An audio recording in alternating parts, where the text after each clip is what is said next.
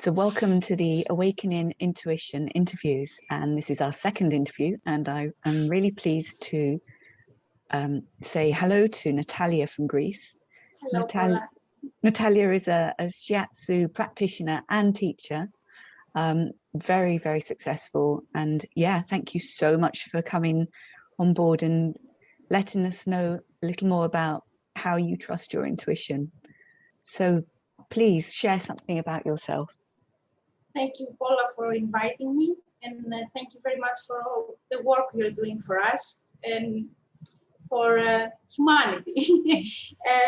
Yes, I was born in Greece, in Thessaloniki, in 1970, and I was born in a pretty strange family because I was the fourth child, and my grandfather, my father, and later on my brother and my sister, they're all doctors.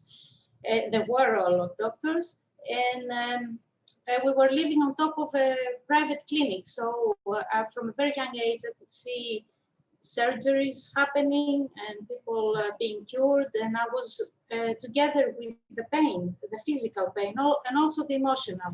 And since I remember myself, I was feeling what the others were feeling. So it was when I left home at 18, 19 years old, I understood how difficult it was for me to have all that burden of people being cured. I was too young, and I was participating in this procedure. Yeah. And during my childhood, I really wanted to do something. It was always between healing, cure, and art. So I really wanted to heal something, plants, animals, people. I want to be a veterinarian. Then I said it's too difficult for me to have the pain of animals. So I decided to do agriculture, but I didn't pass the exams, and the art came forward. I came to England to study first art and design, and then I studied film animation, where I had many awards when I finished my studies. I had money prizes, the ability of making new short films, animated films. Wow. But something was missing. Even though the art, the way I approached it was from the healing positioning, still I wanted to learn about the body and the energies of the body, because I could feel the energies. I didn't know. I was totally ignorant because my family was very conservative into the proper Western medical way, and I was the black sheep, and I studied traditional Chinese medicine, and Tai Chi and Qigong, and also Shiatsu. They were all together. Yeah. And since 1998, I was studying and also practicing Shiatsu. Wow. And yes, it was what I wanted, because the traditional Chinese medicine gave me that way to see the body and the psyche as a whole. Yeah. And it wasn't only the liver, it was together with the anger and the way you eat, the way you stand, the way you move. So for me, it was exactly what I wanted to learn, because it was something was missing in my father's approach. Yes. He was kind of an empath, and I found in his library books with acupuncture, and although he was saying those things don't exist, and he was saying that, but he was practicing the energy approach and the heart approach. Yeah. So I think he gave me a kind of plateau to step on, even though he was not talking about it, he was researching about it. So for me, it was a continuity, and I'm still learning and researching and seeing things as a whole, not only the symptom. Beautiful. Yes. And can you give us an example of what happened when you trusted your intuition? Yes. The thing is, when I started, there was always a voice in me telling me to do some kind of jump towards something that I didn't know. The first jump was to come to England and study something that my family didn't know. The society I was living in didn't know. Nobody was doing animated films. I was the first one, the first Greek woman that I was awarded. Wow. This is amazing. You are amazing, yeah. No, I mean, what I was doing was very different. That's why I was awarded. After me, it was because I brought something that people didn't know from England and from all over the world. And I've listened to my intuition at that time, even though it was very hard for me because first 6 months I was depressed. My family was overprotective. I came to a country that I didn't know how to speak properly. I am dyslexic as well. I couldn't learn fast. I have good ears, hearing, but I couldn't understand. I didn't have vocabulary, and it was very hard to understand the culture because we're pretty different, the way we approach life. And first 6 months were a nightmare, but then I flourished. I found myself. I started traveling in London, in England, seeing new things, galleries, films, festivals. It was amazing. And this is the first time as a young adult that I've listened to my voice saying, go, just go, leave the country, leave the old system, and just go. And awards came to me, to my hands. I was on top of things when I took that decision. But even though I was so successful, I felt not enough because I had to approach all my traumas from a family. I come from a narcissistic mother, a lot of pain that I have to approach. You helped me so much to do that work, that shadow work. And you are another example. When I was in a very difficult situation, I was doing the same mistake with another narcissistic relationship. I was losing myself again. I couldn't cope with mourning because my father and my sister died, and also my mother was about to die. So things were so difficult, and I lost completely myself. And I had a list. I said because I was studying Barbara Brennan's approach, and I really wanted to study it, but I didn't have the money or the time, and I was raising my child. And I said I need to go through healing process. This is the time. If I'm not doing it now, it will never happen, and I will always be like that, miserable. And I have a huge list, and I said, this is the one. It's Paula.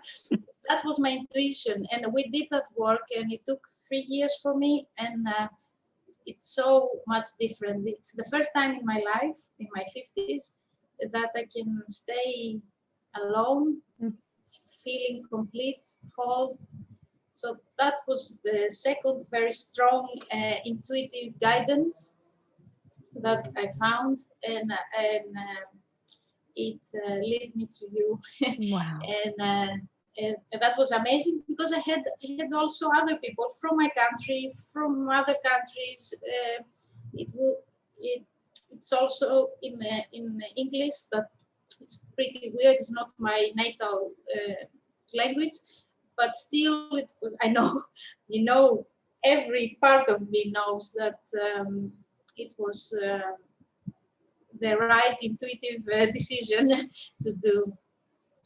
So that's amazing that every part of you knew. That's such Yes. confirmation. And in a very bad moment, a moment that I couldn't really listen to myself, but at that moment I listened to myself. Yes, you just knew that you had to. Yes. Beautiful. And do you have a time when you didn't and something happened?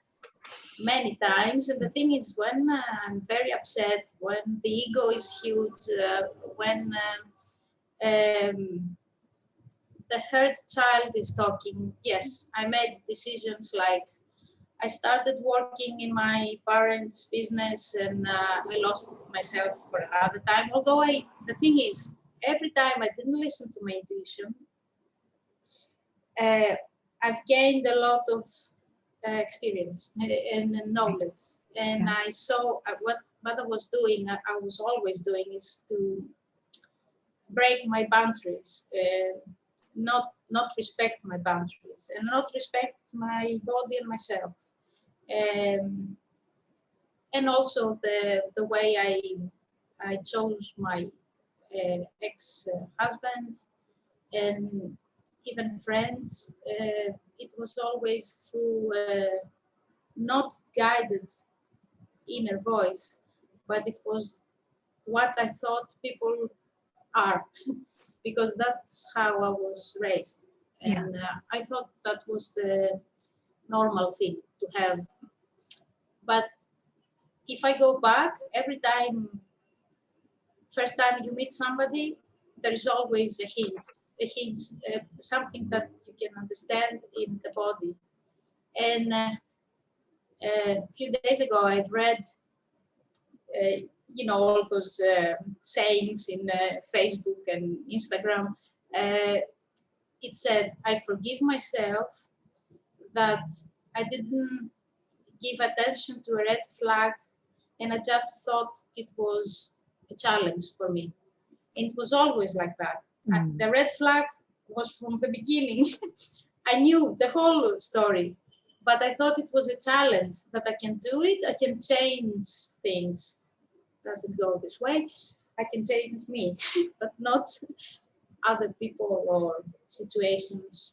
And so, yes, not listening to that first feeling cost me so much. But again, my intuition comes, she's very sweet, and says, that was the way to understand who you truly are. Yes. Even though I could say no to the red flag, it was the exercise in a way. And if I'm here and I'm pretty strong now, it's okay. I mean, I can forgive all the journey, because it was pretty tough not following. But I think there was not enough maturity in me, and self-knowledge, and self-appreciation and respect, not to do what I was doing. I was doing what I was feeling familiar with. So yes. Yeah. What advice would you give? What tips, Natalia? Yeah. The thing is, the way I found what I am practicing is a kind of clairaudience. My intuition comes like a voice. It's the voice. I'm calling it the voice, and I just ask, and it's very interesting, because the answer is so calm and so wise and so grounding, and it comes from my right part of my. It's a bit in and out of my brain. It's very strange, and sometimes I tried to put it in the center, but it didn't want. It just comes from here. I cannot explain that. And I'm just asking, and she answers back so calmly, and she gives me a completely different perspective. Normally it's my logic or my ego talking, or my hurt child, but my intuition, when I ask, what should I do in that matter? She answers back in such calm and wide way. It's amazing. And to approach that, I have to be grounded and calm. if I'm in an ego situation, it's pretty hard. And sometimes I listen to the ego and I understand, because there is in the inner guidance voice, there's no guilt game, there's no judgment. So this is a way to understand if it's ego or not. Right. And it doesn't make me feel anxious. The complete opposite. I am stressed and makes me feel calm and grounds me. And for me, in order to approach the intuition, you have to expand, but first you have to ground. And it's part of the feeling of intuition. Ground first, big roots, feeling safe in the body, and listening to the voice. The voice came after Brennan's book. I was studying it from 1998, and I was doing the exercises, and I was asking a lot, and I was having answers, but I didn't know who was talking. I didn't know if it was my intuition or something else, some part of me. And then I asked for the truth to appear. And it was when all my life started changing. Things, all the stage started collapsing. The curtain of the theater went down, and it was pretty hard. But I started being, I was connected with the voice. And then I started playing with it, asking different things about me. And it always gives me now, it always gives me an answer. And if I have a feeling that it might not be my intuition, it could be my ego, I'm asking 3 times, are you my intuition? And the third time says, no, I'm not your intuition. And I'm asking, who are you? And it could be, I'm your 5-year-old little Natalia that's very angry. It's okay, can I talk to my intuition? So, and it comes. So you've really, it sounds as if you've really built a relationship up. So to begin with, wasn't quite so strong, but you've built this relationship up just by patience and determination. Yes, a lot of too much determination. Even in the worst times, there was a time that I had such a painful divorce, with a financial disaster, with such a painful procedure, and I was sort of suicidal, and I stood. I went into myself and said, "Who wants you to die? Which part of you wants you that?" And it was such an honest voice saying, it wasn't my intuition, it was such your ego. I said, oh, okay. I was so shocked, but from the honesty of having the answer in such, imagine being in such illogical state. And it was so honest. And I said, okay, okay, ego, let's talk. Let's find a way, because I don't want to do that.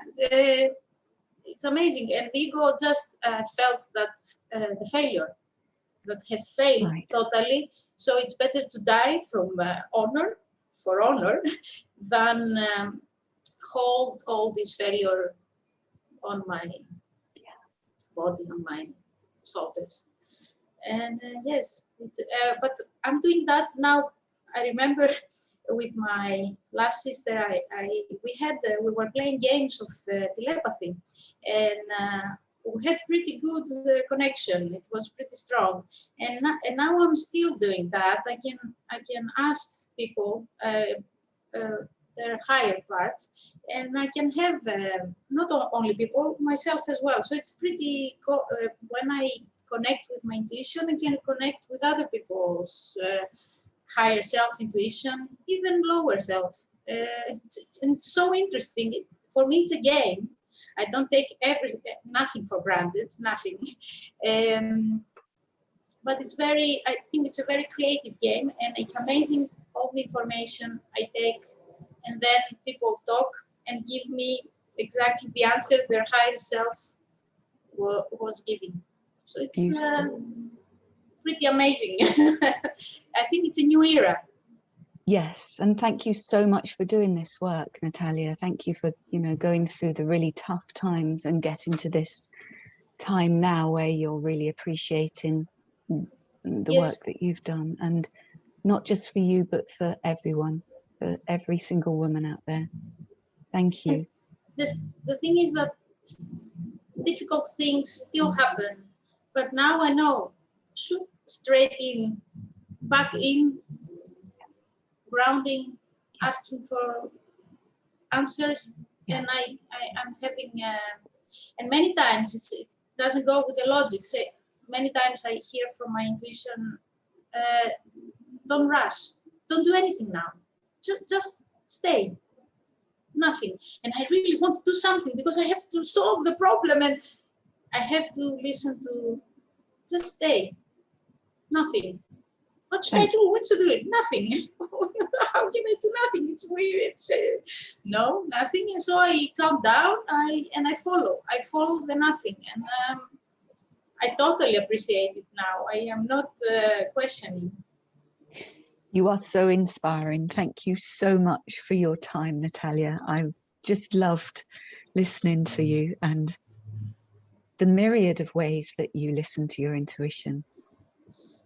And others, yeah, it's amazing. Thank you so much. Oh, lots of love to you. Lots of love, Paula. Thank you so much. Bye. Bye.